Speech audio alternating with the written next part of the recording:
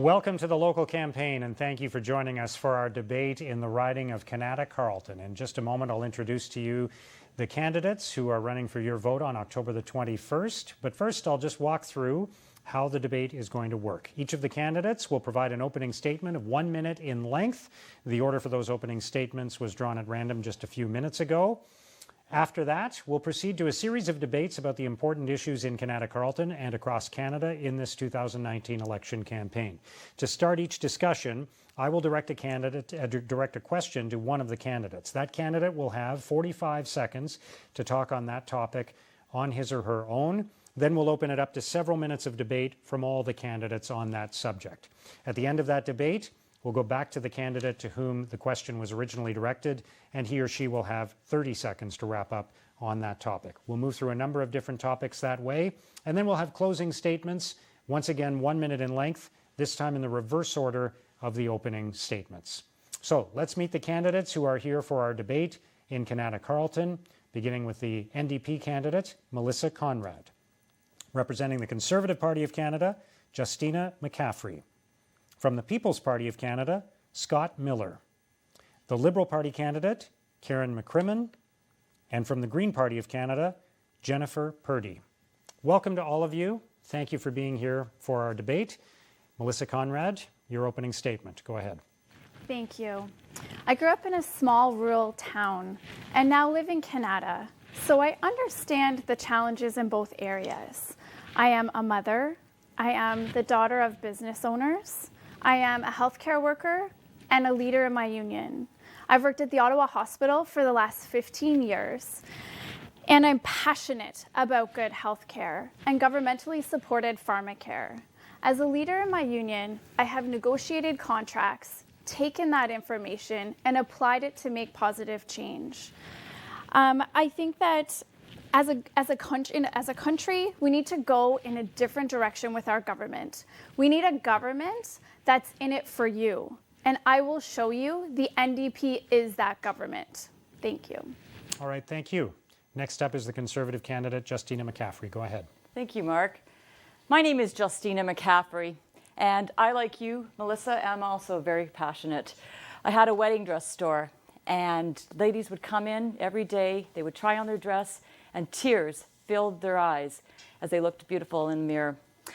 I realized I was passionate about my business, and that wasn't unusual because as I walk the streets of Canada and meet other business owners, I'm realizing that they too are also quite passionate. These are the men and women who actually would pay other people before they pay themselves. And I find it extraordinary that this passion is what fuels the small businesses to flourish, being the backbone of the Canadian economy. I'm Justina Mccaffrey, and I hope to talk more about small business and how we plan to fix the current problems of the high taxation and excessive red tape in the Canadian economy right now. Thank you. All right, thank you. Next up is Scott Miller, who is representing the People's Party of Canada. Go ahead. Hi, my name is Scott Miller. I'm a software engineer of some long standing. I was attracted to the People's Party of Canada because of the very strong Canada First orientation of the platform. Is classic liberal, which is freedom of speech, freedom of association, classic conservative, which is small government, and a strong libertarian streak because nobody can get enough freedom. The PPC has an aggressive plan to balance the budget with no corporate handouts, no corporate welfare, no carbon tax, no war on fossil fuels. We're going to prioritize skilled immigrants, people who can come to Canada and start paying for their own way from day one. Once the deficit is slain, we're going to have a reduction in tax rates, and the tax floor will go up to $15,000. Tax cuts for everybody. And then in our second year, I think we can address the debt. Thank you. Okay, thank you. Next up is Karen Mccrimmon, the Liberal candidate. Go ahead. Hi, my name is Karen Mccrimmon. I'm the Liberal candidate in Kanata-Carleton. And I believe that politics should be about service. Yes, I had a 31-year military career, but it always comes down to service. Serving your community, serving your constituents, serving your country. And that's the one reason why I got involved in politics. And I thought it was a better way of doing things. So as the I've tried to serve the people of Kanata-Carleton the last 4 years as best as I know how. We've helped 4,300 people solve issues they couldn't solve on their own. I got the money to do the environmental assessment for phase 3 of the LRT between Moody and Kanata. That'll put us in a good stead for moving forward. And it's all about serving your community and making the country and our community better places to live. Thank you. Okay, thank you. Finally, the opening statement from the Green Party candidate, Jennifer Purdy. Go ahead. Good day, and thank you very much for listening in.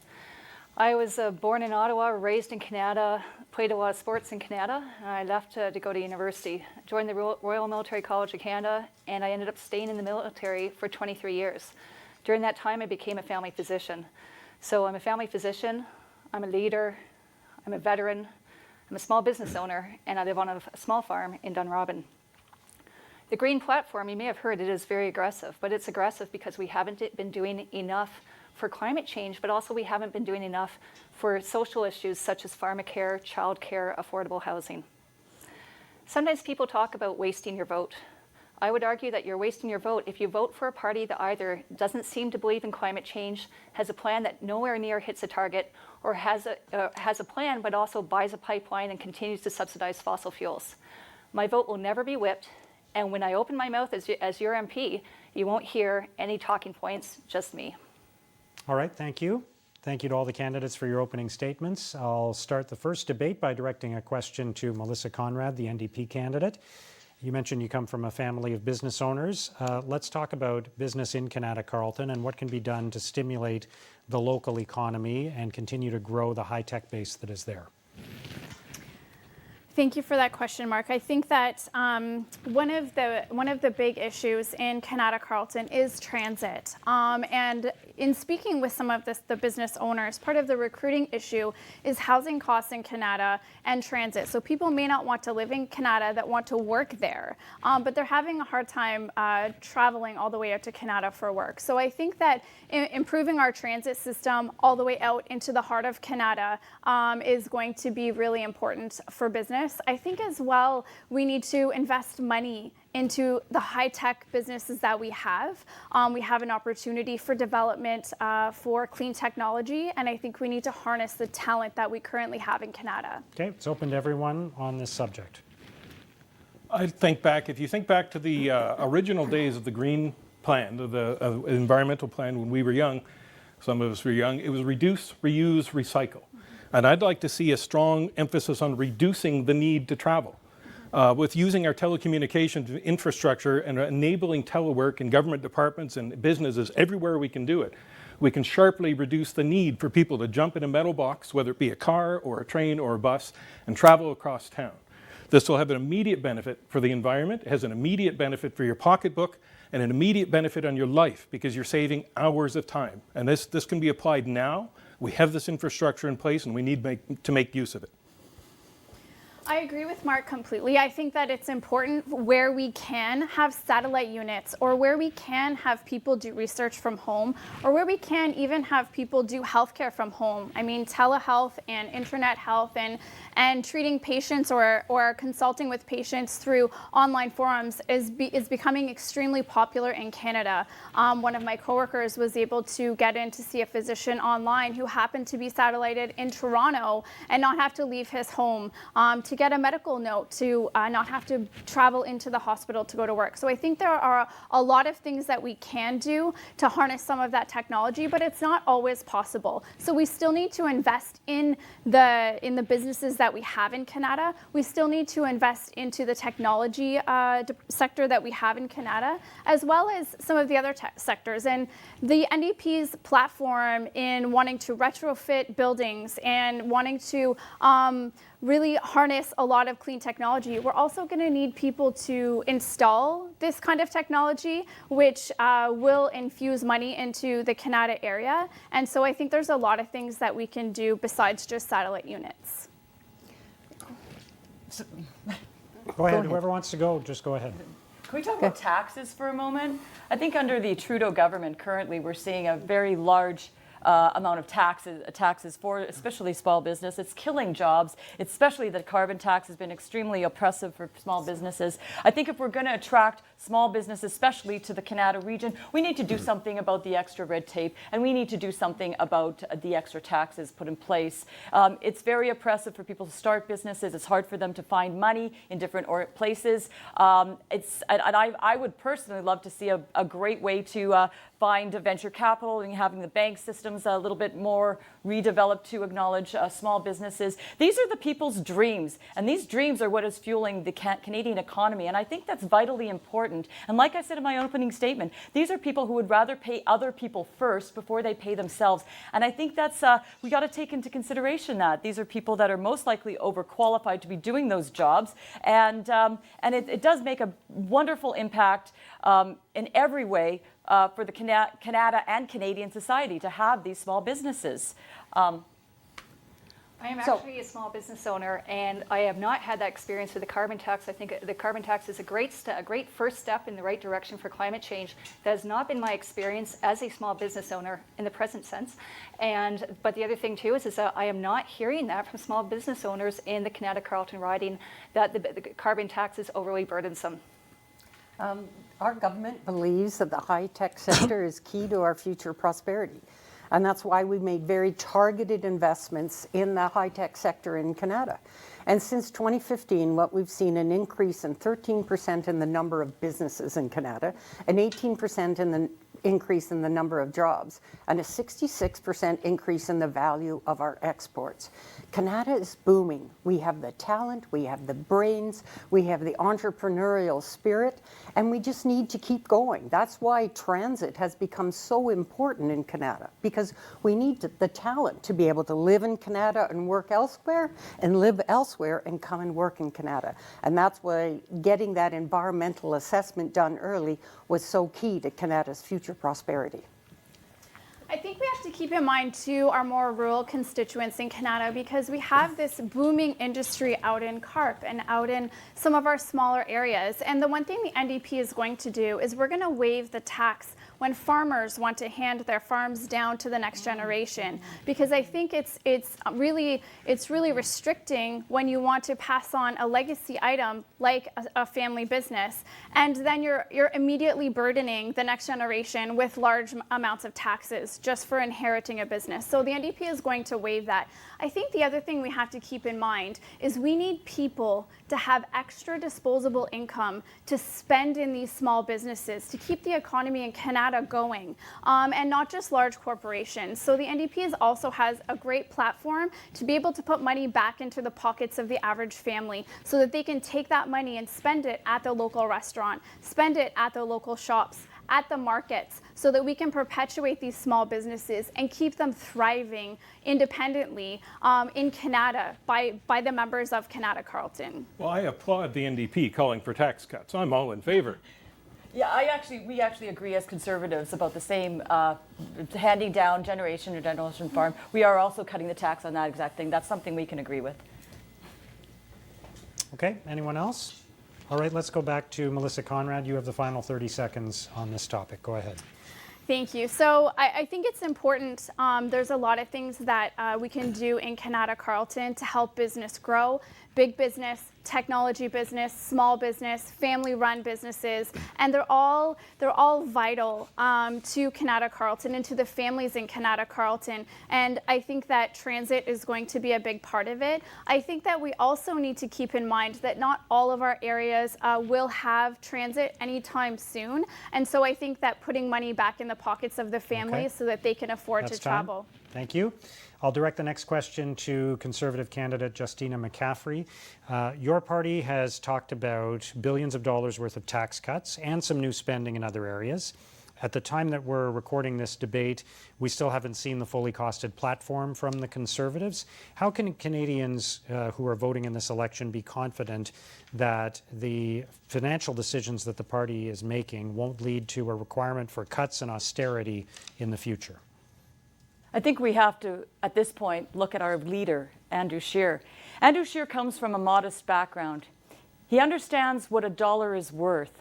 And I think that goes to show how he has grown up in a family with that has had to make very important decisions based on the only amount of money that they have. We are going to scrap the carbon tax. That's about $1,000 a year per each family.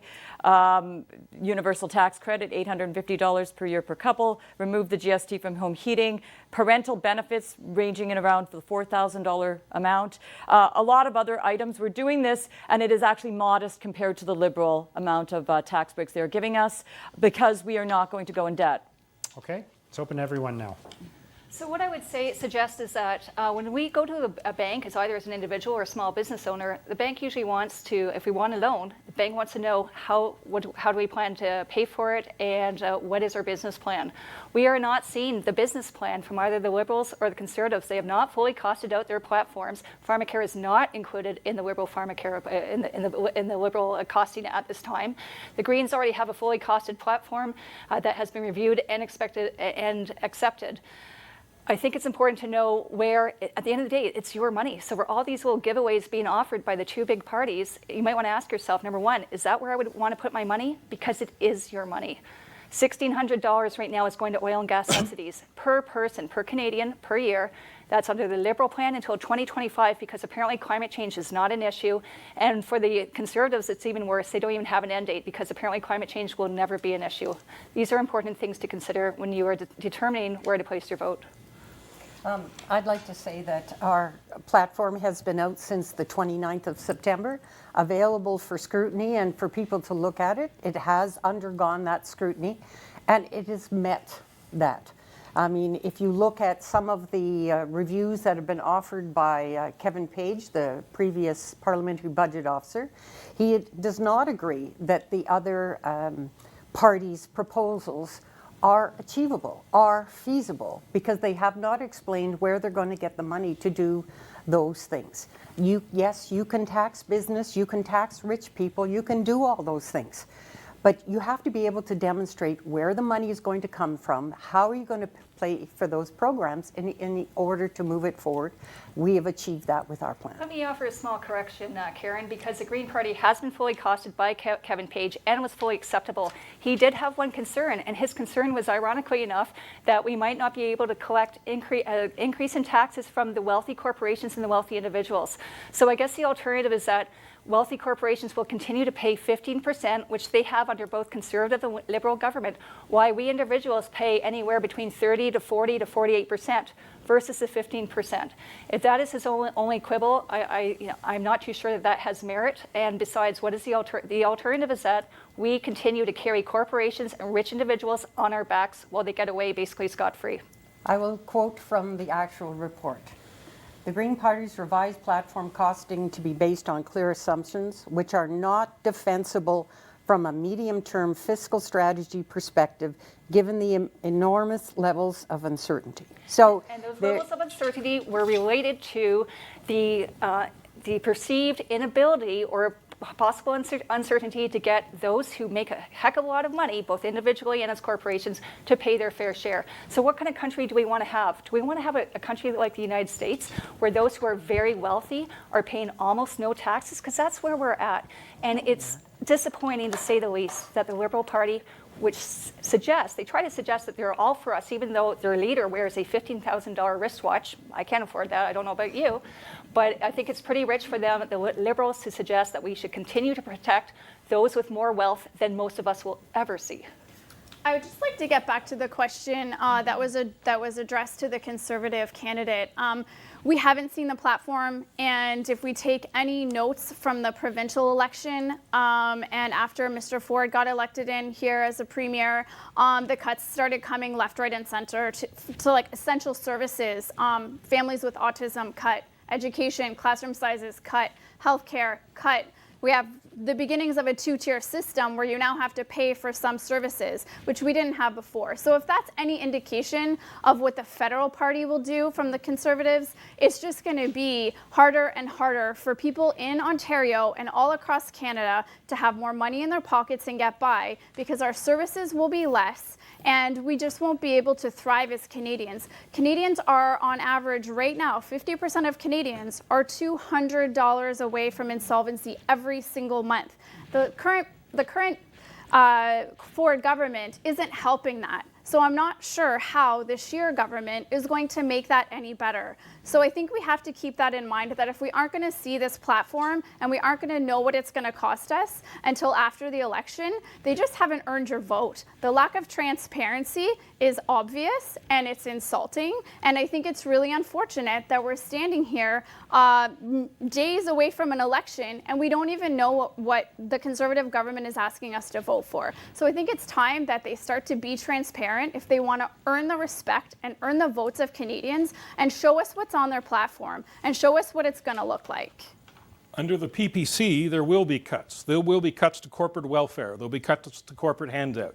Loblaws will have to buy their own refrigerators. There will be cuts to foreign aid. Until we get our deficit in situation, we have no business handing money to other countries. We have no business telling veterans we can't afford their care while we're shipping money overseas for any reason. We're going to prioritize skilled immigrants. By that, I mean immigrants who will not cost us a penny from day one. These are skilled, entrepreneurial people. They can come into Canada and pay their own way from the very beginning. Those are the types of immigrants we're going to be focusing on. What about their families? Their You're gonna families, break there's always families room, up? there's always family reunification, but if the net benefit is positive, come on in. I think there's a really big issue with canceling all foreign aid, because the fact of the matter is that developing countries are suffering the worst of climate change, and they will continue to do so, and therefore it is grossly irresponsible not to increase foreign aid if anything. Okay, that's time. Thank you. We'll go back to Justina Mccaffrey. I asked you the question. You get the last 30 seconds. Thank you, Mark. I appreciate your point of view, Melissa, and I appreciate everybody else.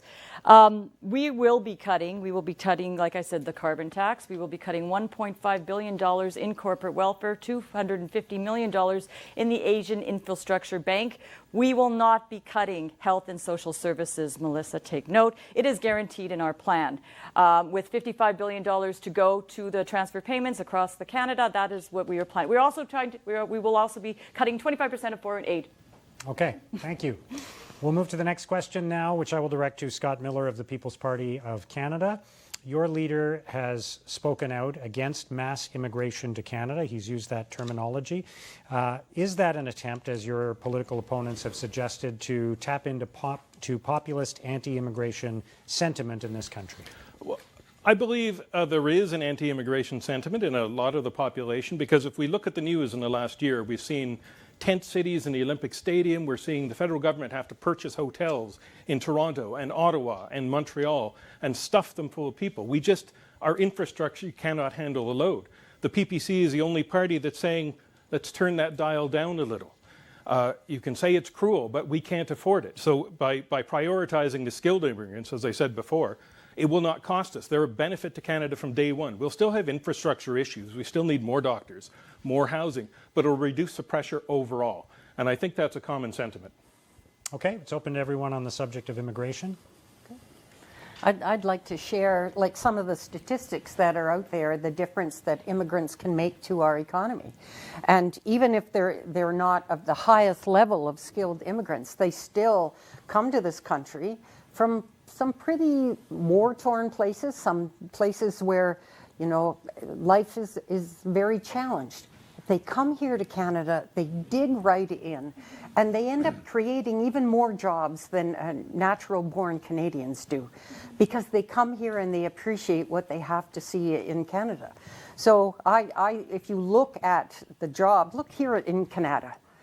With Nortel, Bell Northern Research, we've had people come and work in Canada for 60 years now. That's giving us a leg up, because we know how to work together with people who are different than we are. We know how to talk the same language and how to build collaboratively. So I think that Canada has done a wonderful job when it comes to immigration and refugees. We've set an example for the rest of the world, and I would like to continue doing that. We've got thousands of people living in reservations that don't have clean water. So I think our money in Canada should go first inside Canada. And you're absolutely right. Immigrants are a tremendous resource to the country. In fact, the very first person who said they would vote for me is a Pakistani immigrant, just got his citizenship, just had his first kid. And when I said I'd been nominated, he said, I will absolutely vote for you. So the Green Plan actually involves addressing First Nation and Inuit issues, which have long been neglected, and we would, of course, stop that court challenge case that the Trudeau government just began against First Nation children because it's grossly inappropriate and is an ongoing example of genocide in Canada.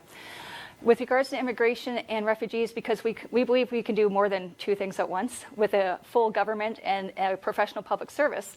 With immigrant and refugees, we actually will need more immigration and refugees because our birth rate is not keeping up and we need people to do work. The Green Plan also involves eliminating the temporary foreign workers program and instead increasing immigration numbers because these are jobs that oftentimes farmers are unable to find Canadian workers to do the jobs, but they are necessary for agriculture and for other areas of our economy. Therefore, the Green Party wants to promote and support that. There are lots of things we can do in immigration. I think that we need to keep immigration at the pace we're at 350,000 people per year. But I think that what we need to do is we need to make it easier for skilled immigrants to have their trades recognized here in Canada. We have so many people that come to Canada that were physicians in their other countries, that were lawyers, that were very recognized in their countries, and they come here and they're not recognized. And I think we need to keep our standards high, but I think we need to work better to help the immigrated families and the skilled workers to transition their skills up to the Canadian standards. I think we need to invest in training them up to our standards because they clearly have the foundation that they need. And instead of just saying, oh, well, sorry, you're not qualified any longer, even though you worked for 20 years in your country in this field. And I think that's a bit shameful that we're not honoring those people in that way. I think that we also need to ensure quicker reconciliation of families. So many families under the current immigration process are separated, and it takes so long for them to be reunified in Canada with their family members. And as we're seeing what's happening across the border, it's shameful that needs to happen for families to have a better life. So we need to make that happen faster, and we need to invest in these immigrants coming into our country to ensure that they are qualified with the skills they need to work here and invest here. But furthermore, when immigrants and especially refugees come into our country, we need to have programs in place to support them, like language skills, so they can learn at least one of the two official languages, English and French. One of the issues that we saw with Syrian refugees was that they arrived and they were keen to get down to work and to contribute, and yet they lacked language support. There was not sufficient federal funding, but then also oftentimes they didn't have jobs where they could go, where they could start to be employed and give back to this new country. I've often, I've actually hired a number of new Canadians, and they've been integral to my business. I really appreciate working with them a lot. And the Conservative Party will create a fair, orderly, and compassionate way of working with the immigrants. We're going to stop the third country loophole, which is the entranceway they seem to be getting through a refugee status. And instead, we will be giving preferential treatment to people who are actually in need, who are actually in terror in their war zone countries that they are living in. We are also going to keep, as opposed to the Green Party, the temporary worker program. We believe that's important. And we are also, as you said as well, support the reunification of the parents and children and keep the families together as much as possible, and we will aim for that. There are millions of people in the world, because we built a great country, there are millions of people in the world who would love to come here. There are people we don't need to invest in. They're ready to go from day one, and our platform would be to prioritize those people. Okay. Anyone else? All right, we'll go back to you. I asked you the question, so you get the last 30 seconds. I should have saved that. I should have saved it. You get another 30 seconds if you want it. So I'll just repeat. We've built a fantastic country here, and we've benefited greatly from immigrants from every corner of the earth, and I've worked with many of them. High tech is largely, I would say, immigrant population. But there are these people, we as a country, we have the right and we have the obligation to take care of ourselves first. And so there's no reason not to prefer people who can sit down and go from day one. All right, thank you. Let's move to the next question now, which I will direct to Karen Mccrimmon, the Liberal candidate. Healthcare costs are rising. The amount of money that the federal government has been putting towards healthcare has been growing, but at a lower rate then the costs have been increasing. So effectively, as many people have pointed out, this works out to a cut in healthcare funding. What can we expect in terms of funding for healthcare and other priorities like pharmacare and dental care in the next 4 years? Okay, and I think what I've seen is that there have been studies out there that talk about the need for our gross domestic product to increase by at least a single percentage point, anywhere from 1 to 1.5%, in order to be able to afford giving our senior citizens, giving the people who need help, the kind of help they deserve. So what we focused on in this first mandate is helping Canadians who wanted to create jobs. There's been 1 million new jobs created, and that is what's going to help pay taxes. We will have more revenue, and we'll be able to make more investments in healthcare. Okay, it's open to everyone now on healthcare. But the problem with healthcare is like the good thing about having a government, I would think, is that you have many different departments, and so actually we should be able to do concurrent activity, which means you're able to do more than one thing at once. You can grow the economy while you're also investing in healthcare, and we have not actually seen that. The Green Party is offering pharmacare. We're also, nobody wants to really touch on this, but we're also offering, we want to decriminalize all drugs because the current strategy is not working. The current government professes to be evidence-based, but only when the evidence appears to be in favor of whatever ideology they're following on that day. The opioid crisis is killing over 4,000 Canadians. It's affecting families. It's scaring the whatever out of many families because they don't know what's going to happen to their kids or to their loved ones. By decriminalizing, that's an evidence-based approach, and it will allow Canadians to be a lot healthier, and we will be saving so much money because every overdose, every ride to the emergency room in an ambulance, it costs in terms of resources. And by taking the resources away from policing and reallocating them towards healthcare, prevention, education, and treatment, this will be an evidence-based and a much better way forward for Canada. So I just want to point out that Karen didn't really answer that question. She kind of did a little roundabout way of not answering that question. But I mean, the Liberal government has been looking at healthcare and pharmacare specifically since 1993. And when questioned about it just this past year, about why they wouldn't, when the NDP pressured them on introducing fully funded pharmacare, they said, okay, we'll look at it in 2020 after the election. It's just another failed promise. They're going to look at it for another 4 years, they're going to study it for another 4 years, and they're not going to act on it. The science is clear, the evidence is clear that we need fully funded pharmacare. And an NDP government is going to make that happen, and we're going to make it happen immediately, starting in 2020. We're also going to have dental care for anyone who makes under $70,000 a year, because dental care emergencies coming into emergency rooms are way too many. Millions of dollars a year in dental emergency surgeries coming in through our emergency departments that are completely preventable. We have OHIP. We have good health care in most of our provinces, but it's not head to toe. We need head to toe health care. We need pharmacare. We need to keep people healthy, keep them out of emergency rooms. And the interesting thing about it is once it's implemented, it will actually save us money. Less people will be going to emergency departments because they can't afford the medications that they need. Less people will be going into emergency rooms because they can't afford their insulin. Where we need to fund these kinds of things because every single Canadian matters, no matter what their postal code is and no matter what their income is. And it is time that as a country we start taking care of every single Canadian and not just the people that can afford to take care of themselves and not just giving money to the wealthiest of Canadians like the current government seems to want to do. So I think that we need to focus on the ripple effect and how much money we're going to save when we can keep Canadians healthy, keep them in the economy, keep them working, keep them out of hospital rooms. And once we know how much money we're actually going to save in hospital rooms and how many less people will have to be in beds in hallways and how many hospitals won't be over capacity, like the Cornwall Hospital was at 150%. many, many days this past summer. And that is shameful. We are not taking care of each other. And I think that we need to do that. And both the Conservative and the Liberal government have had their chance and have not stepped up to the plate.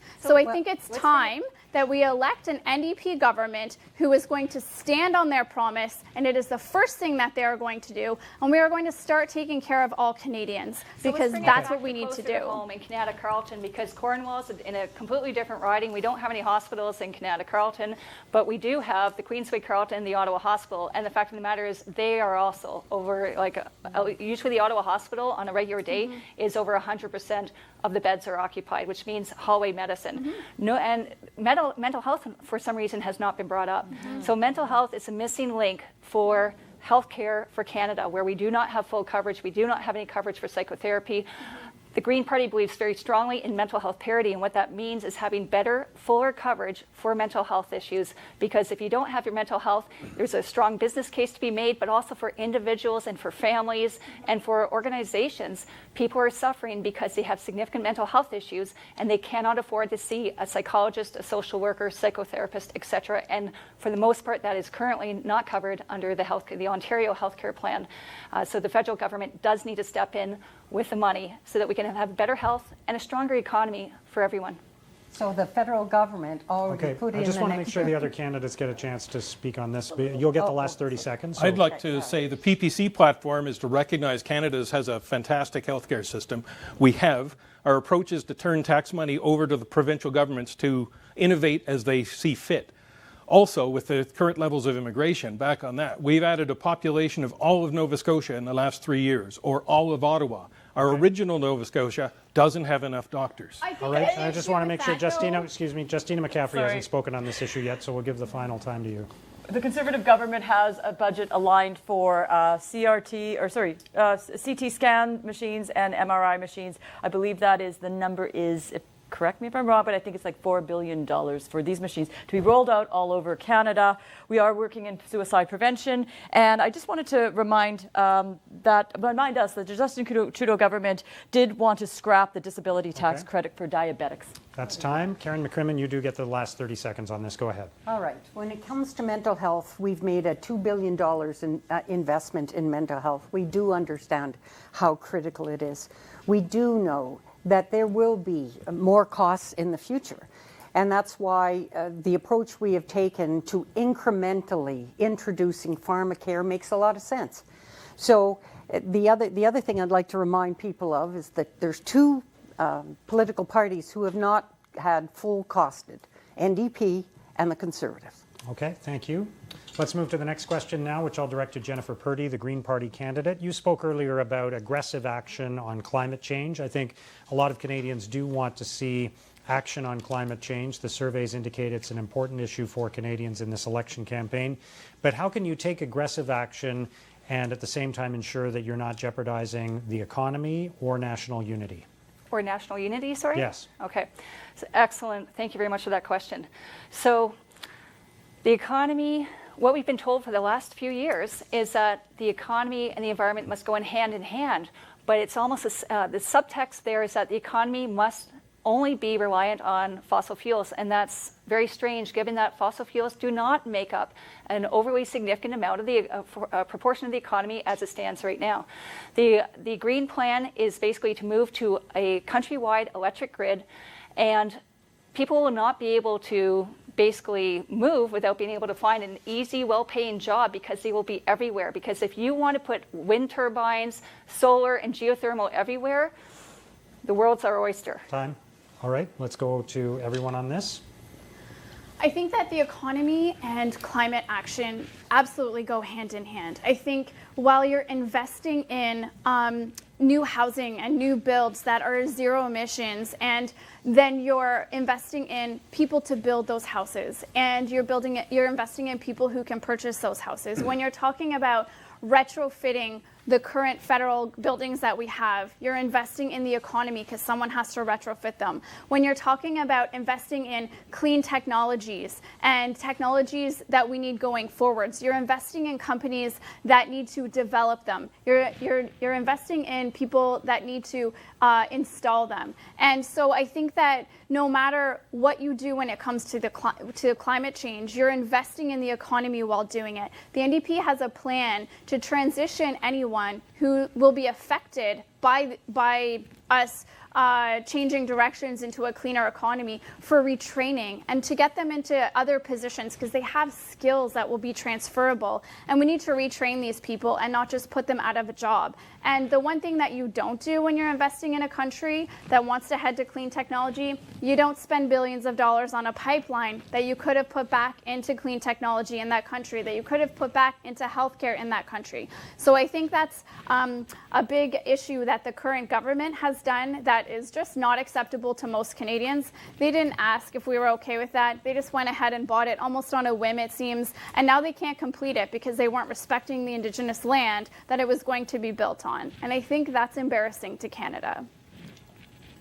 I believe the current emphasis on a climate emergency is a tremendous mistake. Even if you believe the CO2 boogeyman stories, which I do not, and it's not our official platform, that the CO2 has very little to do with human activity, has very little to do with the climate.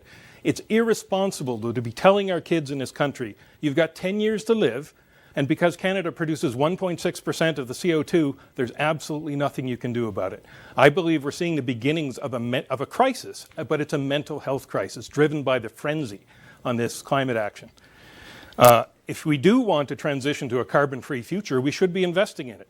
We wouldn't be having a prime minister lecture from the steps of his private jet about how we should use less fuel. Two jets. He wouldn't have used 26,000 liters of fuel to fly up to Nunavut the day before yesterday to make an announcement. So we see the hypocrisy is tremendous. I actually felt bad for Catherine McKenna when she stood there making her climate emergency announcement, and the Prime Minister celebrated that by hopping on his jet to fly to Toronto. If we want a carbon-free future, we need to be investing in it. I think nuclear research, we used to be world leaders in nuclear research. We've let that dribble away. We sold it. We sold it to SNC-Lavalin. The Americans. Yes, we did. So there's things we can do. The current emphasis, there's lots about the environment, real things in the environment we need to do. There's that we've had a promise to plant 2 billion trees, but I don't know how many hundreds of millions of ash trees we just lost. I lost 24 myself to the ash borer beetle. If we were concentrating on real short-term problems with immediate results, we could have achieved a lot. So, go ahead. Thank you, Karen. I noticed that through my door knocking experiences, I've actually knocked on a lot of doors, over 100,000 doors, and having meaningful conversations with each and every one of those constituents, I noticed that a lot of Canadians are just getting by and they're barely getting ahead. There's been a study that was out a couple weeks ago, I know that everybody has paid attention to this, saying that a lot of people do want an environmental plan, but nobody wants to pay for this plan. What I find repulsive about the carbon tax is that we're paying for it, but the people that are the groups that are making the biggest CO2 emissions are not paying it. The people that are the groups that are exempt are the big corporations, and I think that's repulsive. So what we're planning to do is we will plan to scrap the carbon tax while ensuring that the heaviest emitters, the corporations, pay their fair share through green tech and developments and to clean up their act, and as well as their industry, and export this green tech to India, China, and the US. And it's kind of unfortunate, but we don't have great relations with any of those countries, and they are the biggest emitters. We are only 1.6. So, Justina, you want the biggest emitters to pay their fair share. So does this mean that the Conservative plan now includes cutting oil and gas subsidies immediately after the election, should you be successful? I don't know. Okay, so the Conservative plan, of course, does not involve cutting subsidies anytime soon. So for a party that professes that it actually believes in climate change, and I'm not too sure everybody believes that, it's very poor decision-making skills to end up with a course of action that involves maintaining the subsidies. And actually, both the Liberals and the Conservatives seem to have that ongoing problem. The NDP do better. However, they still somehow think this that is fracking becoming. is part This of the is solution, more of an employment even though issue. fracking Do you has really the want same those tens greenhouse of gas thousands of footprint people without any as jobs in coal. Alberta? Because that's what you're dealing with. with telling everyone that you are trying to get rid of that whole industry. That's a huge industry. So we you can't always- just we shut that whole always industry. talk But it about doesn't have to be jobs. like that We either. always talk You can about cut jobs. oil subsidies We always talk and about still jobs retrain those when people we who think have that skills to do other jobs, and that is exactly what the NDP is going to do. Just because you cut the oil subsidies and just because you transition out of dirty energy does not mean that you have to put all those people out of work. There is retraining that can be done. These are smart people. They are skilled people that can do other jobs. All right. Our economy. Sorry. Karen McCrimmon, were you trying to say something? Yeah, I just wanted to say that sloganeering and all or nothing rhetoric doesn't do anybody any favors. What we needed is a comprehensive, achievable plan to address climate change, and the Liberal Party has one What we as don't identified need, though, by is to buy a experts. pipeline when we're Thank calling you. a That's climate time. emergency. Jennifer Purdy, you get the final 30 seconds So on the this. problem, you can have a feasible plan, and the Liberal plan did get high marks for being feasible.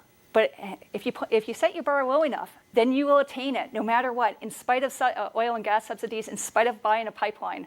But the fact of the matter is, feasible in this case will take, in the Liberal plan and definitely in the Conservative plan, will take us to failure.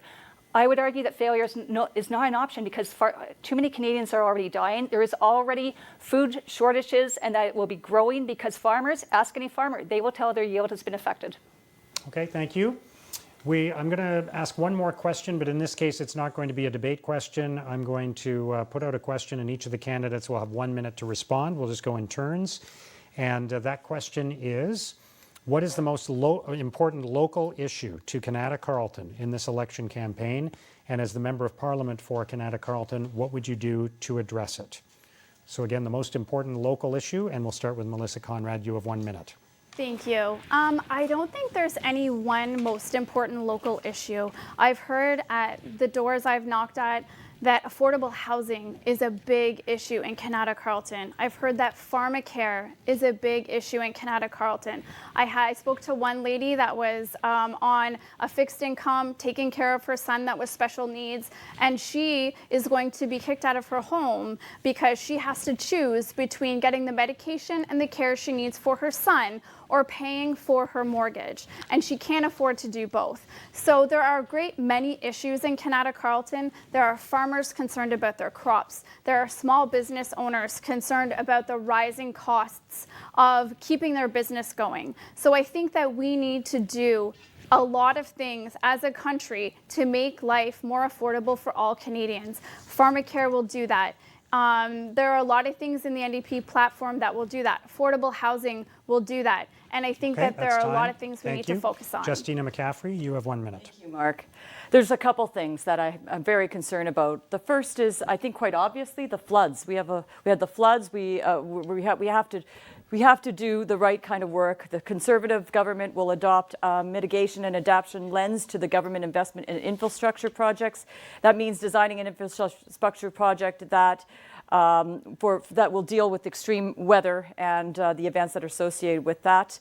That's one area that I think is important. I think another important is the Kanata Lakes Golf Course under Jenna Sudd's leadership. I'm very impressed. I've been to a number of those meetings, and I think it's appalling how corporate greed is trying to get out of a very important agreement that they had in place from many years ago. Another one is the infrastructure of LRT, and I hope to do something more about that. We have budgeted funds going in that direction. And one more thing is the expansion of March Road. If we are the tech hub of Canada, we should have that by having an extended. It's time. Scott Miller, you're next. Go ahead. I've been hearing from people the same national issues. Taxes are too high, this regulation, that regulation. Climate change, people are worried about. But what was surprising to me is it keeps coming up over and over again, is rural internet connectivity. If people want to participate in the modern economy and the great telework scenario I painted, a green future for us, we need reliable internet everywhere. So I'd like to look at what the roadblocks are to reliable internet. I suspect it's not the technology, I suspect it's more regulatory, and that's something in the government that we can easily tweak. We should enable local co-ops to build a network to be able to interconnect it and not get regulatory grief from the inter-exchange carriers, the Bells, the Rogers. We can fix that. The technology is easy and it's not expensive. So we just need to address the regulation. All right, thank you. Karen Mccrimmon, you're next. I think the number one issue is infrastructure. So you can talk infrastructure in terms of transit, and I think getting the LRT out to Kanata is going to be absolutely key to our future prosperity, because we have talent, we attract talent from all over the world and all over Ottawa. And to get them out here to Kanata to work and participate in our high-tech sector will be absolutely key. We also have to make it easier. Right, the co-working sites. The Government of Canada has already set up 5 co-working sites around the city so that government workers do not have to transit into the city. They can actually go to one of these co-working sites and work from there. When we talk about digital infrastructure, I agree with Scott. How are we going to solve the problem of bringing affordable, good speed internet to remote and rural communities in this country? We've got a bunch of pilot projects underway at the present time, but it's still a challenge. Okay, thank you. Jennifer Purdy, your answer? Top issue is climate change, because it affects all of us and is already affecting many people in Kanata-Carleton. I've already had one tornado. I grew up in Kanata. We didn't have no tornado warnings throughout my time there and growing up, and we didn't have any flooding either. We also have, like most people, as far as I'm aware, most people eat food, and the cost of produce has risen an average of 17% just since last year, August 2018 until August 2019. That is a significant increase. So food insecurity will be increasing, especially for those 46% of the people who, after they paid all their bills, only had $200 left in the bank.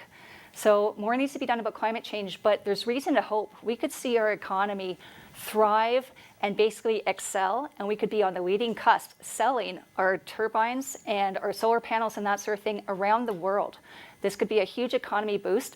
We just need to make that decision to get all in. We will not increase personal income taxes, and we can succeed and thrive together. Okay, thank you. Let's move to the closing statements now. Once again, we will do those in the reverse order of the opening statements. Each candidate will have 1 minute to speak to you, and we will begin with the Green Party candidate, Jennifer Purdy. Go ahead. So again, thank you very much for listening tonight. The Green Party's platform is aggressive. Agreed. I'm ex-military, and to me, if you're given an objective and there's been delays for decades, including the last 4 years, in attaining that objective, then sometimes a more aggressive stance must be taken.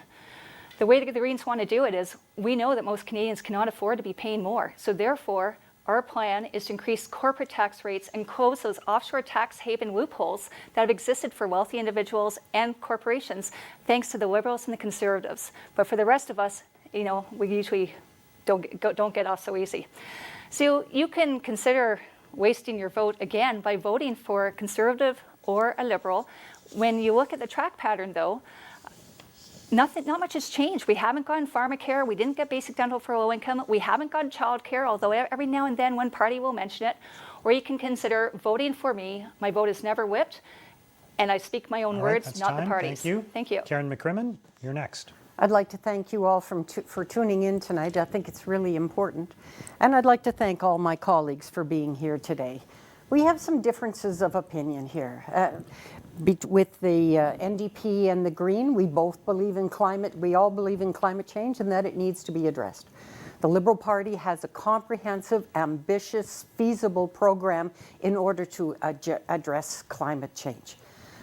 We need to move forward on this. In this riding, I think the real risk is electing a Conservative government. There it is. It's out there, and everything indicates that there'll be a very tight race between the Liberals and the Conservatives in this riding. And the results here in Kanata-Carleton could actually help determine who ends up being able to govern nationally. I'm the candidate who can defeat the Conservatives here in Kanata-Carleton, and I am asking for your support. Thank you. Thank you. Next up is Scott Miller from the People's Party of Canada. I am a regular guy. I've never been involved in politics. I've never even had a lawn sign. I thought this election was important, and I thought it was worthwhile me standing up for what I believe in. My wife thinks this is the dumbest thing I've ever done, but my friends are confident I'll come up with something dumber. But we had a strong leader. We had a strong platform. I did believe in it. Max Bernier says the same thing in English in Alberta that he says in French in Quebec. I believe he's trustworthy. check me out. Check out our website at kcppc.ca. There'll be a link to my Facebook where I've got essays on climate, on energy, and on batteries, on rural infrastructure. You can find out what I think, see the details. That's who I am, and I'd appreciate your vote. Thank you. All right. Thank you.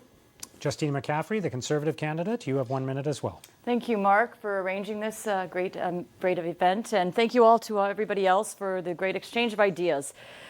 I think we've seen tonight that there are clearly two different visions for Canada. When you go to the ballot box on election day, ask yourself, do you want life to get more expensive or do you want life to be more affordable? Those are the two options that we have in front of us. Either we continue with the Liberals' reckless spending, which will inevitably be in higher taxes, service cuts, or a combination of both.